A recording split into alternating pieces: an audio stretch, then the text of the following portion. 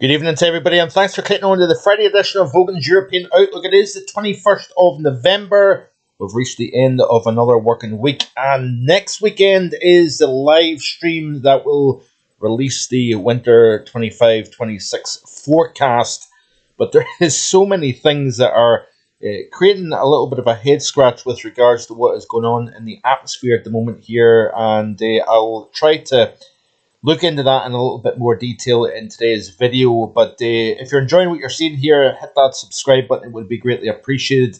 Live stream tomorrow night at 7 p.m. And yes, there will be plenty to look at globally. We do have change afoot as an area of low pressure is moving in. We do have a frontal boundary that is moving across the UK as we speak, and that is introducing milder conditions. You notice here this hook of cloud here showing up on visible satellite. That is going to be our weather maker during the course of Sunday. A relatively deep area of low pressure that is going to bring wind and rain and a gradual recovery in the temperatures as well. But if we zoom into the UK, you can almost point out here a little bit of the snow that fell in the North York Moors.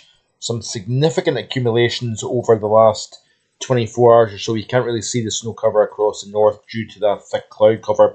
Even a possibility there's a little bit of snow showing up in East Anglia here. If I refresh the image, it looks as if it's disappeared now from just before I started the record button here. Yeah, here you can see that there. That looks as if that may be a little patch of snow in parts of South York, Norfolk into Suffolk. So quite interesting stuff.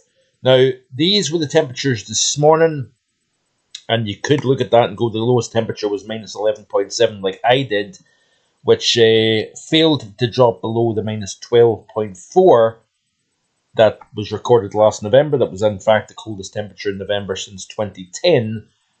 However, we did see, and incidentally, before I get to that, we did see some very low numbers into the Central Belt, Southern Scotland, Northern England as well. Temperatures down as low as minus 6.6 in a couple of spots in Wales, as you can see here. Probably a couple more spots here that just isn't showing up. Minus 5.5 at Exeter is quite a cold temperature, albeit we are now well into the month of November, but still cold enough for this part of the world, especially with some snow-covered ground. And speaking of snow, we did see the first covering of snow in central London, above all places, last night, which was nice to see. Looks as if this is just refreshed. So, unfortunately, let me just see here if I can pull this up. We'll get the minimum temperature in just a second here. Let me just see. Disappeared, which is typical. Let's see if I can pull that image back up that was showing up last night. Yeah, here we go. This is from Orion the Mighty Hunter, showing the snow along, what is that, Westminster Bridge. I get mixed up between the bridges in central London, but yeah, nice to see some fresh snow lying on the pavements in central London last night. Even down in the southwest, down in Cornwall, we were talking about the snow and some accumulations over higher terrain. Yet again, it has refreshed. So, yeah, these were images that I plucked out last night. So, parts of Cornwall, parts of southwest Wales, the southeast of England, seeing snow, and obviously North York Moors up into the far north of Scotland, eastern Scotland, Aberdeenshire, hard hit. So a decent shot of snowy conditions over the last couple of days or so.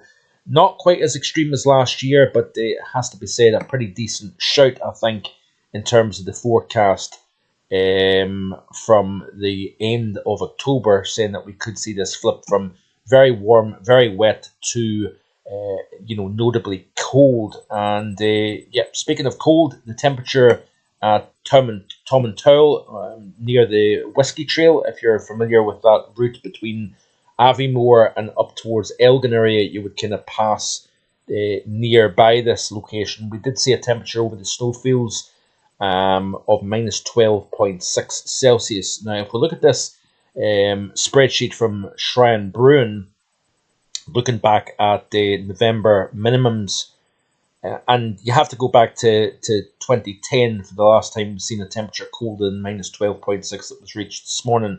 That back then was minus 18 Celsius. We did see minus 12.1 on the in November of 2016, and we also seen, of course, last year's minus 12.4 Celsius. But incidentally, if you take aside 2010, the last time we've seen a temperature in November colder than minus 12.6 that we achieved this morning is all the way back to 2004, I believe. Yep, 2004, when Kinbrace hit minus 13.2 Celsius. That was on the 21st of November 2004. So, yep, quite a notable cold spell this morning. Here at Marfogan Weather HQ, the temperature did drop to minus 5.8, but I did record minus 6.4 last year in November, so not just quite as cold. I think the breeze kept temperatures up for the majority of the night. The temperature was not allowed to drop off because we had a little nagging breeze blowing, as we were waiting for that high to then build in. Even points further east over Scotland, actually, we've seen the temperatures slow to drop due to that nagging breeze that was kind of lingering on. So anyway, let's have a look and see. This is the temperatures for the month of November so far. So up in the far northwest of the UK, we're chipping away at that warm anomaly. Still warmer than average, and I suspect that we will wind up warmer than average. But when you look back at the past 3 days, this is the temperature anomalies. So a significant period of cold over the last 72 hours, notably across parts of Scandinavia. If you notice, UK, vast majority seeing a good 4, 5, 6 Celsius below average over that 72-hour period. Even into the heart of France, it's been quite a cold spell over the last 3 days. Looking out to temperature anomalies over the last 5 days, and you can see here again running a good 5, 6 Celsius below average, and then for the last 7 days, you can see here firmly below average as well. This is a far cry from what we've seen through the majority of the first half of November. Obviously, we've seen Storm Claudia brought some devastating rainfall, particularly so to the Monmouth area, but not exclusively. That then ended the mild spell for the UK as that then moved east and then opened the floodgates to Arctic air. Then obviously the cold set in last night as you drop out those winds, and with snow-covered ground and clear skies, you've got the recipe for a considerably cold night. So, stratosphere. It has to be said that there's been a couple of things over the last 24 hours. Remember, here in this channel, I try to be as fair, balanced, and not biased towards any given thing. I'm trying to show you the big picture in an honest way, and we obviously know that we've got a stratospheric warming situation ongoing at the minute here. There's no getting away from that. It is a stratospheric warming. Whether we get the wind reversal that constitutes the definition of a major sudden stratospheric warming event remains to be seen. We do have a couple of interesting aspects to consider with regards to the down the road influences that may come from this here. I was reading a couple of interesting things from Eagle on Twitter that quite honestly knows an awful lot more about this kind of stuff than I do. And I'm going to try and read out a couple of tweets that he put out over the last 24 hours or so with regards to this stratospheric warming situation and the implications. Remember that the stratosphere is a layer above the troposphere. They have to couple, and sometimes they aren't always coupled, and sometimes I'm a victim of jumping on board this and just assuming that we're going to see tropospheric downstream influences here. But you can see here, this is the first burst of warming that crosses over the top of the pole. Ultimately, it's leaning more towards North America as opposed to, say, over the Greenland and Eurasian side. We've got this very cold pocket here over Eurasia at this point in time. So this is coming up on Tuesday, 25th of November. Then we get another surge of stronger warming showing up here that may drop the winds to around 0 in terms of those strong winds surrounding the polar vortex. Then as we continue to play through, you can see here that we've got more warming showing up on the outer periphery with the regrouping of that cold core close to the Svalbard, the area between Greenland and Scandinavia, for example, here. But you notice here that you see it kind of starting to kind of reposition back towards the pole. This is off the GFS extended, by the way, and you can see that showing up here. But we still have this continued weakening, this warming surrounding the vortexes itself. And if you look at it in another way, this is the mean zone of wind projection of the ECMWF. So you've got this drop off down close to 0, then a very moderate slight recovery, and then we get the secondary. That's that second burst of warming that's showing up here, and you can see here that the mean takes it close to 0. But you notice here a relatively quick recovery in the mean zone of wind towards the end of week 1, beginning of week 2 of December. Now, if this has significant implications in the troposphere, it's going to be towards the back half of December, because remember, there's always a kind of 14-day lag after an SSW event. But you notice here this quick rebound here showing up in the ECM regarding the mean zone of winds here. So this is something to kind of pay close attention to, in my opinion. So I want to show a couple of interesting things here from Eagle on Twitter. So just bear with a second while I pull this up, and I want to play through this, because I do think it is quite important. And like I say, I do try to be as transparent as I possibly can regarding the situation in terms of not hyping things up. Now, what is very interesting is the fact that the MJO is rotating into a very, very favourable phase in terms of the phase 7, which is highly amplified as well, and that suggests that we have got a pretty. Wait a minute, just for some reason I'm not able to find it, but you can see here the MJO very clearly rotating out of phase 6 into phase 7, and the further away you go from the inner circle, the more pronounced, the more potential influence that has on our weather pattern. And remember, I showed you the combination of the MJO phase 7 in a La Nina state. You have a lot of low pressure, a lot of convection, heat flux over the West Pacific. That then propagates up into the stratosphere. It then weakens the polar vortex as the stratosphere warms up, and then you're essentially going to have a downstream influence with regards to an NAO negative state. So if you look at the Arctic oscillation, we're actually going somewhat positive and then back towards neutral, which is rather interesting actually. Then at the very end of this here, you can see that it's kind of showing a trend towards negative yet again. Let's have a look at the NAO here, the North Atlantic Oscillation. You can actually see that it's heading into a positive state, then flatlining around about neutral.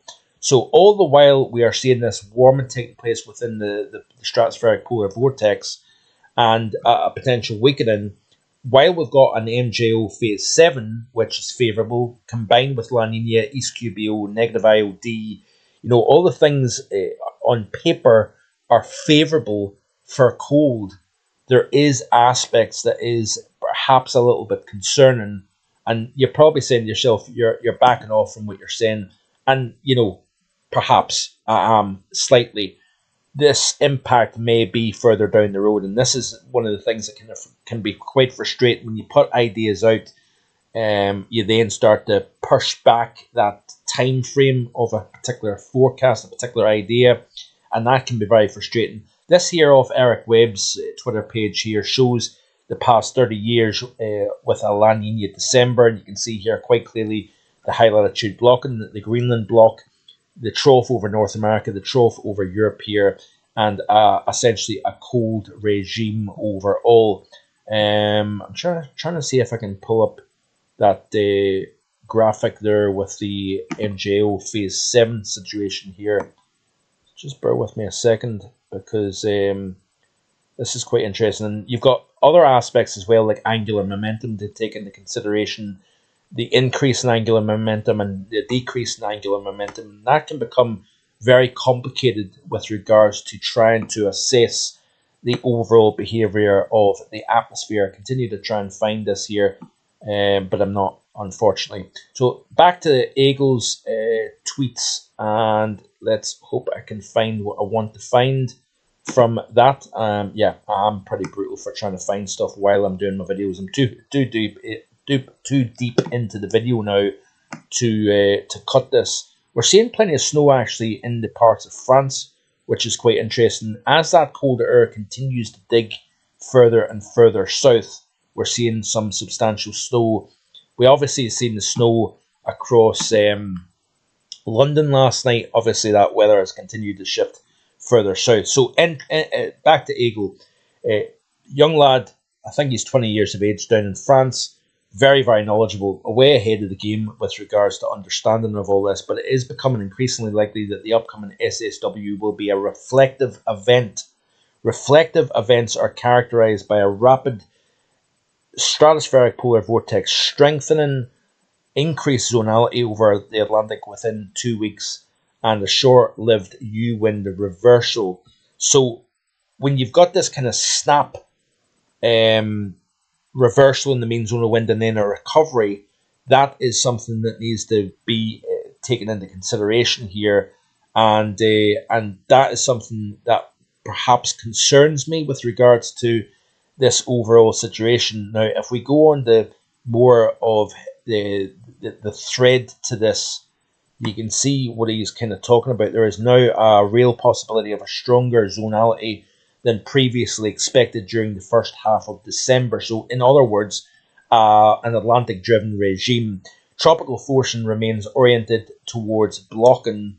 So, in other words, the MJO is favourable for high latitude blocking, but yet what's going on with regards to the stratosphere and this quick rebound potentially of the polar vortex may lead to, now what could happen is we could see a very strong Arctic outbreak in the North America, and this is something that I've been alluding to over the last couple of months, this concern about 2013-14 where you've got the plunge of Arctic air into North America, then you have this sharp thermal gradient over eastern North America that then strengthens the jet stream over the Atlantic and actually sends waves of low pressure into Western Europe here. Yeah, so once reflection dissipates, these drivers may take over to favour a reduced zonality during the second half of December. So in other words, we may start to see a more wavy, amplified pattern into the second half of December. Things are not black and white. So the reflection event could set the stage for a wave 2 precursor pattern, which could be much more favourable to a stronger, likely absorbing one SSW in the last days of December.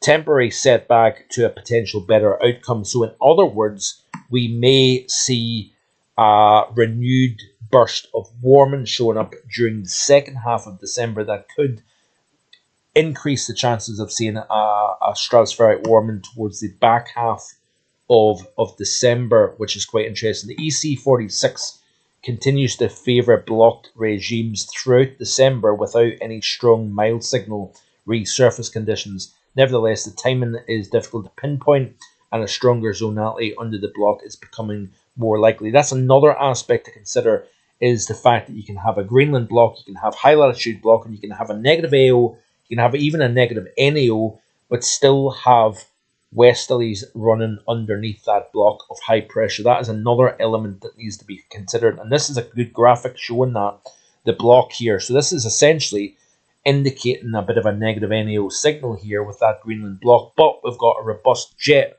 running underneath, which has to be taken into consideration as well. So like I said, I'm not necessarily fully backtracking here, folks, but I'm showing you the overall picture here. This is another textbook example of why we don't want to see an SSW when the tropospheric drivers are already favourable and driving the game. So essentially in the early portions of the winter season, the troposphere is driving the stratosphere more than stratosphere is driving the troposphere, if that makes sense.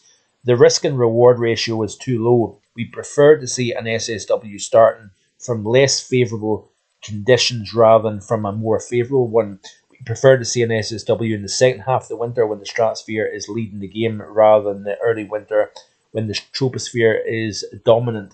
Things don't add up.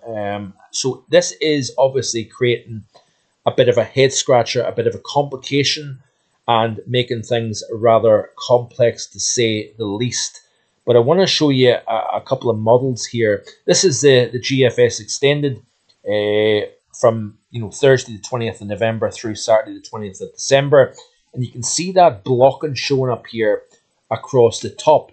But you notice here that we do have a little finger of low pressure extending from quite high latitudes over Canada across the Atlantic and towards the UK and Ireland here. The other element that I was a little bit concerned about was higher pressure, despite having a Greenland block, higher pressure down towards the Azores that we're maybe trying to exert influence on the UK from the southwest. That is another aspect that has to be taken into consideration. But let's have a look at the temperature anomalies through this same, well, let's go to 35 days from now. It's actually showing colder than average across the UK and Ireland here. If we zoom in to the European view here, you can see it's actually a colder than average period between now and the 25th of December.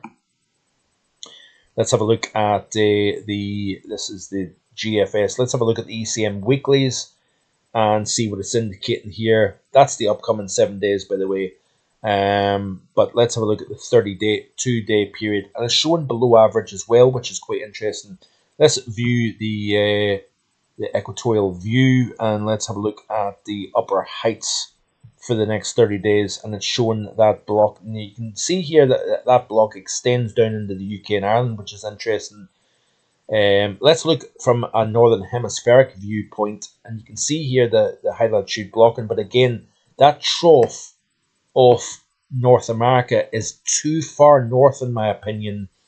And yeah, I have to be honest and say that this is a bit of a roadblock situation here. I did always say that this situation is not a guarantee, that despite having essentially what looks like all the parameters in place, it doesn't necessarily mean that everything's a shoe, so to speak.